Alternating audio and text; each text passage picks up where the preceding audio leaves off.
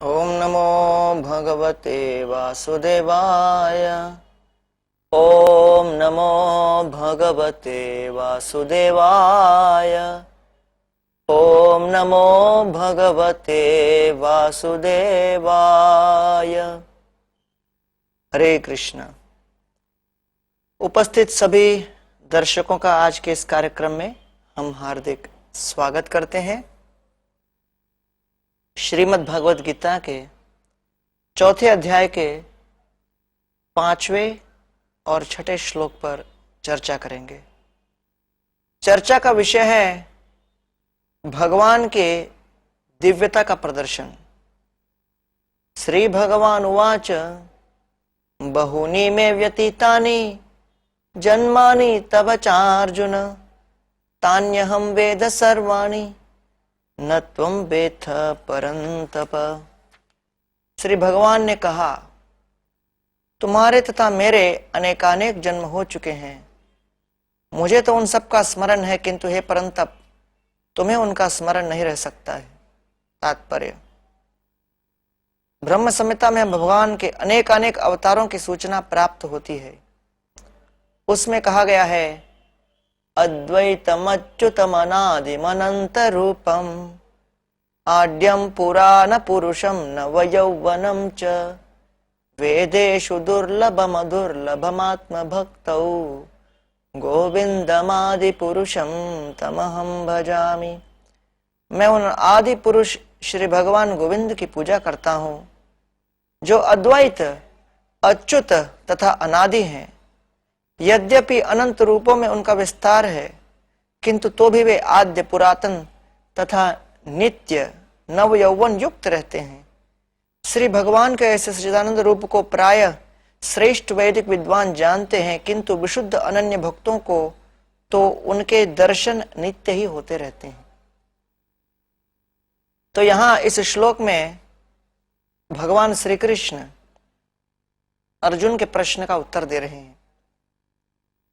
अर्जुन ने प्रश्न किया, हे कृष्ण, मुझे अपने पूर्व जन्मों का ज्ञान नहीं, लेकिन आपको किस प्रकार इस बात का ज्ञान है, आप ये बताइए। तो इसके उत्तर में भगवान श्री कृष्ण कह रहे हैं कि तान्यहं वेद सर्वाणि न त्वं वेत्थ परन्तप। प्रत्येक जन्म में जब जीवात्मा शरीर देह बदलता है तो भगवान परमात्मा स्वरूप स्थित हैं, लेकिन परमात्मा स्वरूप में भगवान इस तरह भौतिक देह धारण नहीं करते। अर्थात भगवान श्री कृष्ण का देह नित्य है, शाश्वत है, दिव्य है। इसलिए वर्णन आता है कि भगवान श्री कृष्ण के जन्म, कर्म, गुण, लीला इत्यादि सभी दिव्य हैं। गजेंद्र जी 8वें स्कंद श्रीमद् भागवत में कहते हैं, न विद्यते यस्य न जन्म कर्म वा न नाम रूपो गुण दोष एव वा तथापि लोकाप्यय संभवाय। तथापि लोक अर्थात भगवान दिव्य होते हुए भी इस भौतिक जगत में प्रवेश करते हैं, लीलाएं करते हैं, बद्ध जीवों के चित्त को आकृष्ट करने का प्रयास करते हैं। क्यों? क्योंकि भगवान जीवों के प्रति अपना प्रेम प्रदर्शित करना चाहते हैं। स्वं मायया तानि अनुकालमृच्छति। तो भगवान अपनी अंतरंगा शक्ति के माध्यम से इस भौतिक जगत में प्रवेश करके लीला क्रीड़ा कर जीव के चित्त को आकर्षित करते। इसलिए न विद्यते यस्य न जन्म कर्म वा। सर्वप्रथम भगवान का जन्म, भगवान का जन्म भौतिक जगत के किसी बद्ध देह के जन्म की तरह नहीं है। अगले श्लोक में भगवान कह रहे हैं, 6ठे श्लोक में, अजोपि सन् अव्ययात्मा भूतानाम ईश्वरोपि सन् प्रकृतिम स्वाम अधिष्ठाय संभवाम आत्म मायया। यद्यपि मैं अजन्मा तथा अविनाशी हूं, और यद्यपि मैं समस्त जीवों का स्वामी हूं, तो भी प्रत्येक युग में मैं अपने आदि दिव्य रूप में प्रकट होता हूं। अर्थात भगवान का जन्म दिव्य है। भौतिक जगत में बद्ध जीव भौतिक प्रकृति के अंतर्गत ये पंच महाभूत के बने हुए शरीर के भीतर जन्म लेता है। 84 लाख योनियों में हमारा जन्म प्राप्त होता है।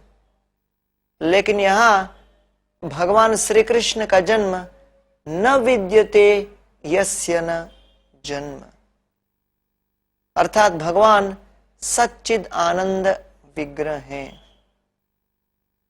जब गर्गाचार्य भगवान श्री कृष्ण का नामकरण करने नंद महाराज के यहां गए, तो उस समय नंद महाराज बड़े गुप्त रूप से गौशाला में कृष्ण और बलराम जी का नामकरण करवा रहे थे।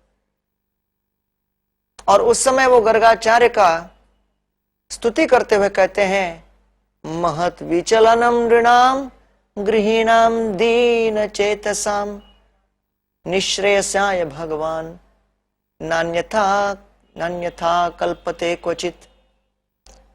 आप जैसे महंत महान हैं, क्योंकि आपका अपना कोई निजी कार्य न होते हुए भी स्वच्छंद रूप से विचरण करते हुए आप हम जैसों के घर पहुंच जाते हैं और अपनी असीम कृपा प्रदर्शित करते हुए आप यहां पर लीला करते हैं। आप यहां पर पधारे हो, कृपा करके अब हम इस बालक इस शिशु का नामकरण कीजिए।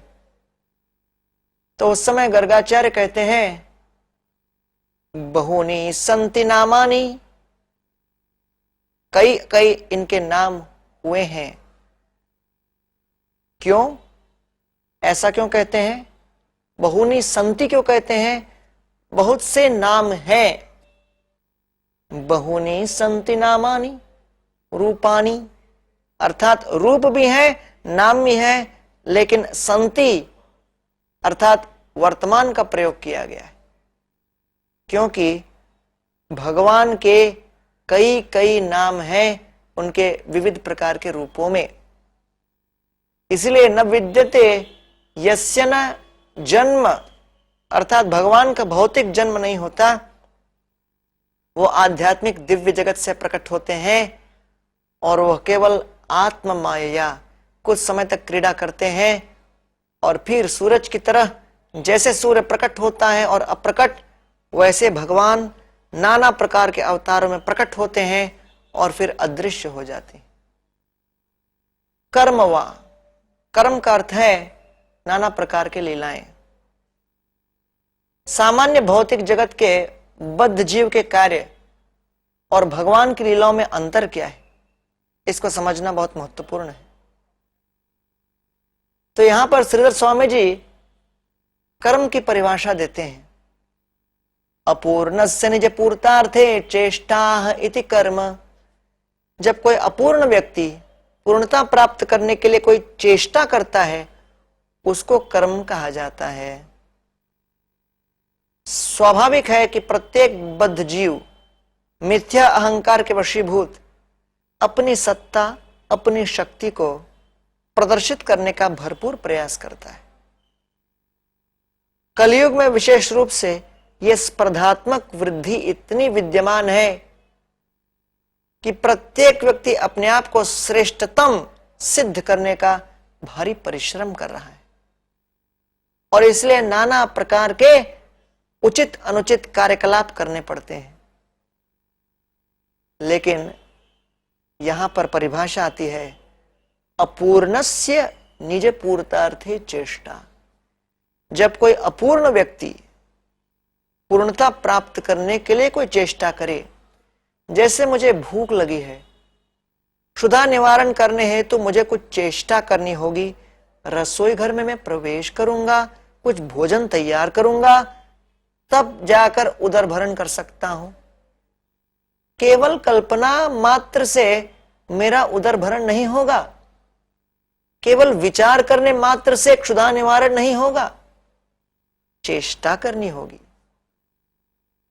उसी प्रकार यदि प्यास लगे तो जल पीने का प्रयास करना पड़ेगा।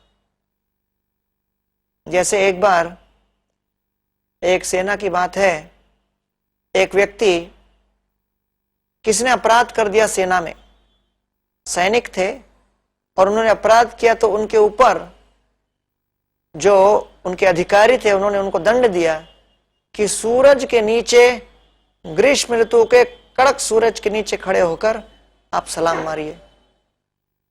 तो सलाम मारने लगे। तभी वहां के बहुत बड़े कप्तान घूमते हुए आ गए और उन्होंने देखा कि सूरज के नीचे खड़े होकर ये व्यक्ति अकेला सलाम कर रहा है। उन्होंने पूछताछ की, इस तरह इनको किसने दंडित किया है? वो अधिकारी सामने आए। कप्तान ने कहा, क्या आपने इनको दंड दिया? बोला, हाँ, हमने दंड दिया है। तो कहने लगे, क्या आप जानते नहीं कि यहां पर नियम क्या है कि कोई सलाम मारे तो उस सलाम को स्वीकार करने के लिए भी कोई होना चाहिए, अन्यथा वो बहुत बड़ा अपराध होता है। तो क्योंकि आपने उनको ये दंड दिया, तो आपसे मैं यही निवेदन करूंगा, आपको यही आदेश दूंगा, आप खड़े हो जाओ और इस सलाम को कड़क धूप में स्वीकार करो। तो बेचारे क्या करें? प्रत्येक व्यक्ति अपने आप को शक्तिमान मानता है, लेकिन हमसे ऊपर और अधिक शक्तिशाली कोई सत्ता बैठी है। नाना प्रकार के संताप हम झेलते हैं, आदि दैविक, आदि भौतिक, आध्यात्मिक क्लेशों की निरंतर वर्षा होती रहती है। बद्ध जीव इन संतापों से मुक्त नहीं हो सकता। इन सभी क्लेशों के बीच जब वो नाना प्रकार के प्रयास करता है, उसकी परिभाषा यहां पर अपूर्णस्य निज पूर्तार्थे चेष्टाः इति कर्म, ये कहा गया है। इसीलिए न विद्यते यस्य न जन्म कर्म वा, लेकिन भगवान श्री कृष्ण को इस तरह कर्म नहीं करना पड़ता। वर्णन आता है कि स्वाभाविकी ज्ञान बल क्रिया च, भगवान के सारे कार्य स्वाभाविक रूप से संपन्न हो जाते हैं, उनको पृथक रूप से चेष्टा करने की कोई आवश्यकता नहीं पड़ती। जैसे किसी महान उद्योगपति के विचार करने मात्र से, एक मेल भेजने मात्र से, एक फोन करने मात्र से, उनके पूरे विश्व भर में नाना प्रकार के जितने भी उद्योग हैं, वहां उनकी इच्छा तत्क्षण व्यक्त हो जाती है, फलित हो जाती है। इसे कहते हैं स्वाभाविकी ज्ञान बल क्रिया। तो इस तरह भगवान श्री कृष्ण को चेष्टा नहीं करनी पड़ती गोवर्धन पर्वत उठाने। 7 वर्ष की आयु में नन्हे से शिशु अपने बाएं हाथ की छोटी उंगली में इतने विशाल पर्वत को 7 दिन 7 रात धारण करके खड़े हैं। विचार कीजिए, आपके अनुभव में, आपके परिवार में, आपके पड़ोस में, आपके संबंधी में, कोई जान पहचान में कोई ऐसा बच्चा है क्या जो 7 वर्ष की आयु में किसी पर्वत को धारण कर ले? और ऐसा नहीं कि भगवान को पर्वत धारण करने के पहले कसरत करना पड़ रहा था और बुरी तरह से कसरत करके वो अपनी मांसपेशियों को तगड़ा बना रहे थे जिससे कि वो उठा सके। बड़े प्रेम से, स्वच्छंद, मनोरंजन के रूप में वो ये गोवर्धन को धारण किए। हाँ, क्योंकि अन्य ब्रजवासी कोटि कोटि गायें, गोपियां, नंद महाराज, यशोदा माई इत्यादि सभी उस गोवर्धन के नीचे आ गए और उसके आश्रय में खड़े हो गए और उस मूसलाधार वर्षापात और आक्रमण से बच गए। लेकिन वहां पर स्थित ब्रजवासियों के मन में कुछ समय के पश्चात एक विचार आया, लेकिन यह विचार प्रेमवश उत्पन्न हुआ। यह विचार क्या था कि बेचारे कृष्ण इतने नन्हे से, मासूम से बाएं हाथ की छोटी उंगली पर इस गोवर्धन को धारण किए हैं, कृष्ण थक गए होंगे, हमें उनकी सहायता करनी चाहिए। ऐसा विचार करके कुछ ब्रजवासियों ने अपनी छड़ी उठा ली और उस छड़ी को गोवर्धन पर लगा दिया और ऐसा विचार करने लगे कि हमारी ये पतली पतली छड़ियों की सहायता से कृष्ण को गोवर्धन धारण करने में कुछ सहायता होगी। कृष्ण ने देखा कि ये ग्वाल बाल मित्र और ये ब्रजवासी विचार कर रहे हैं कि इनकी सहायता से मैं गोवर्धन धारण कर रहा हूं, तो मैं अपने वास्तविक शक्ति का प्रदर्शन करता हूं। ऐसा विचार करके कृष्ण ने गोवर्धन से अपनी शक्ति को खींच ली, अपनी उंगली को नीचे खींच लिया कुछ क्षणों के लिए, और वो पूरा गोवर्धन नीचे गिरने ही वाला था और इनकी छड़ियां गिरकर टूट पड़ी और ये समझ गए कि वास्तव में कृष्ण ही इसको धारण किए हुए हैं। तो इसको कहते हैं कर्म, अर्थात दिव्य कार्यकलाप, जो कोई सामान्य जीव के लिए संभव नहीं है। श्रीला प्रभुपाद जी इस्कॉन के आरंभ के दिनों में कृष्ण का चित्र बनाने को अपने कुछ शिष्यों को कहा, तो उनके एक शिष्य ने कृष्ण के गोवर्धन लीला का निरूपण करते हुए चित्र तैयार किया। उसमें कृष्ण का हाथ बड़ा तगड़ा दिखाया और कृष्ण के शरीर को भी और आकार को भी यूं तगड़ा दिखाया। प्रभुपाद जी ने पूछा, इस तरह आप कृष्ण का शरीर इतना तगड़ा क्यों बनाए हो? बोले, भगवान है, इतना कुछ कार्य कर रहे हैं, कष्ट कर रहे हैं, तो अवश्य शक्ति की आवश्यकता है। तो प्रभुपाद ने कहा, नहीं, ये भगवान श्री कृष्ण की क्रियाएं हैं, कर्म है, कार्यकलाप है, ये अत्यंत दिव्य और मनोहर होते हैं। केवल इच्छा करने मात्र से कृष्ण की नाना प्रकार की इच्छाओं की पूर्ति तत्क्षण हो जाती है। इसीलिए कृष्ण को कहते हैं गिरधारी। अब गीता सुनाने से पूर्व हम लोगों को तैयारी करनी पड़ती है कि हम प्रवचन में क्या सुनाएंगे, क्या बताएंगे, किस तरह से संदेश को व्यक्त करेंगे। लेकिन कुरुक्षेत्र की युद्ध भूमि में स्थित होने से पूर्व एक दिन कृष्ण बैठकर गीता का नोट्स नहीं बना रहे थे, और ऐसा नहीं कि अर्जुन को सुनाते सुनाते भगवान श्री कृष्ण बार बार नोट पढ़ रहे थे। कृष्ण के मन में जिस तरह विचार उत्पन्न हो रहे थे, कृष्ण उसको व्यक्त कर रहे थे। इसलिए संजय 18वें अध्याय गीता में कहते हैं, राजन संस्मृत्य संस्मृत्य संवादम इमम अद्भुतम केशवार्जुनयोः पुण्यम हृष्यामि च मुहुर्मुहुर्। हे राजन, हे धृतराष्ट्र, ये मैंने केशव और अर्जुन के बीच संवाद को सुना है ध्यानपूर्वक। संवादम इमम अद्भुतम, और ये संवाद बड़ा अद्भुत है, और इसको सुनकर हृष्यामि च मुहुर्मुहुः, मेरे मन में बड़ा हर्ष उत्पन्न हो रहा है, मैं हर्षित हो रहा हूं। इसलिए भगवान जो क्रियाएं करते हैं, कार्य करते हैं, बड़े दिव्य होते हैं। न विद्यते यस्य न जन्म कर्म वा न नाम रूपो गुण दोष एव वा। और भगवान का नाम भी दिव्य है। नाम की परिभाषा क्या है? नाम की परिभाषा है कि किस तरह इंद्रियों के माध्यम से जो कुछ हमें दिखता है, दर्शन होता है, वस्तु, उसको वर्णन करने के लिए कोई हम शब्द, संकेतित शब्द इति नाम,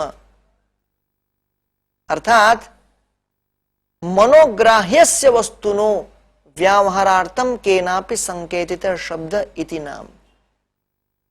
तो यहां पर यह किताब है, अब इसको हमने किताब कह दिया, यह शब्द दे दिया। क्यों? व्यवहारार्थम, व्यवहार चलाने के लिए। अन्यथा सब कुछ पृथ्वी जल अग्नि वायु आकाश से निर्मित है। अगर हम सबको पृथ्वी पृथ्वी कहेंगे तो फिर भेदभाव कैसे करेंगे और व्यवहार कैसे चलेगा?